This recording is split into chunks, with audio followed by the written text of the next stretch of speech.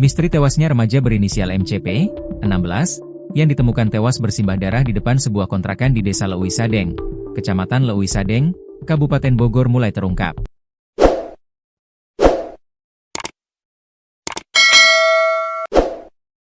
Fakta itu terkuak setelah teman korban mengurai pengakuan mengejutkan. Pengakuannya itu disampaikan saat Ketua RT setempat, Saih, mendatangi TKP pada Kamis, 27 November 2025, dini hari saat mayat itu dikerubungi warga yang kaget.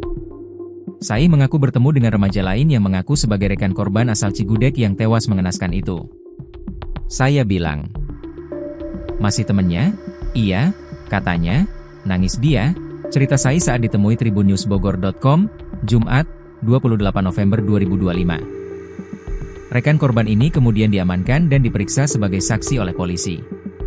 Namun Saih sempat mendengar dari pengakuannya bahwa awalnya mereka dicegat di malam itu.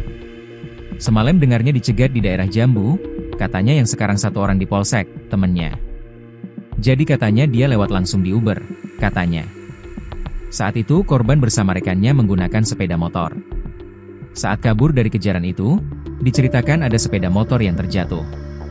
Korban dan rekannya ini kemudian berlarian berpencar menyelamatkan diri. Sementara korban MCP saat lari, masuk ke kawasan gang kontrakan yang ternyata akses jalannya buntu kemudian korban diserang. Motor jatuh, diuber di sana, dia pada lari.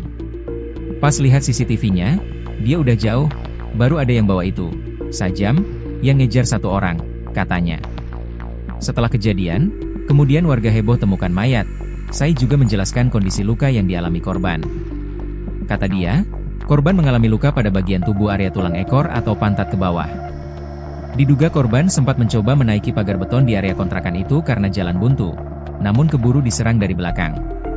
Pas diangkat, ini, pinggang ke atas, gak ada darah, ini aja ke bawah, katanya. Selain itu, saat ada rekan korban yang selamat mendatangi TKP, juga kedapatan membawa tas.